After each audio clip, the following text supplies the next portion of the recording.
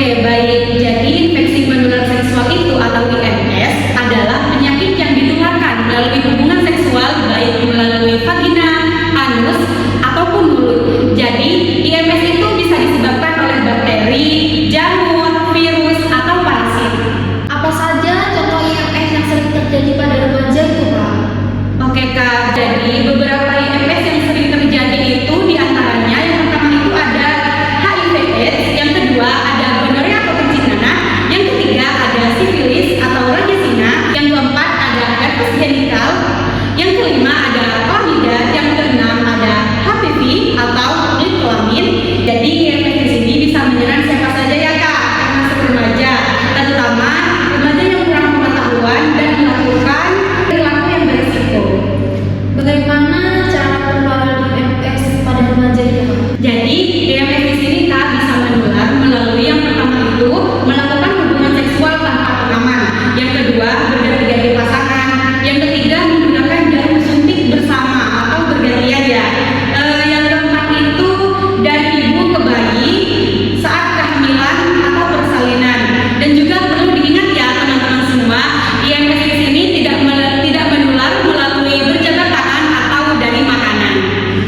Apa saja tanda dan gejala IMS yang perlu diwaspadai, Pak? Oke Kak, gejala IMS di sini berbeda-beda ya. Terkadang ada yang merasa nyeri dan rasa terbakar saat kita buang air kecil. Yang kedua itu terkadang keluar cairan tidak normal dari alat kelamin. Yang ketiga luka atau putih di area kelamin.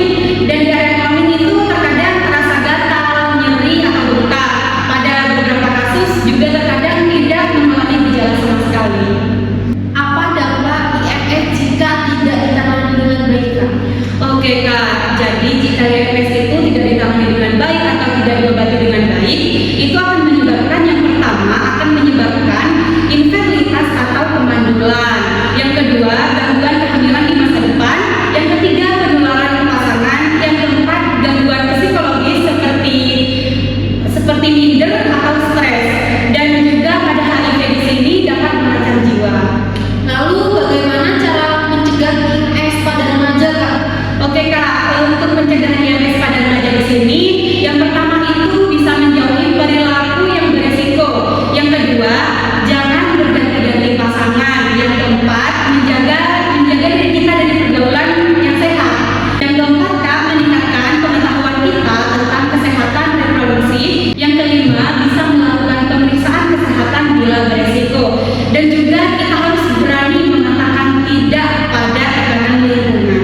Apa pesan Kakak untuk remaja agar terhindar dari IMS ini? Oke, jadi pesan saya di sini untuk remaja semuanya, untuk generasi masa depan, remaja bisa menjaga diri, jagalah diri kalian dari kesehatan dan juga masa depan kalian. Untuk pengetahuan di sini, kita harus bisa mencari pengetahuan yang benar, dan karena pengetahuan yang benar itu akan membantu kita, membantu remaja sekalian, bisa mengambil keputusan yang baik dan bertanggung jawab.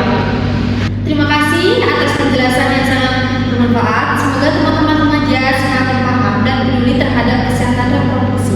Sampai jumpa di talk show selanjutnya. Tetap jaga kesehatan dan masa depan kalian. Terima kasih.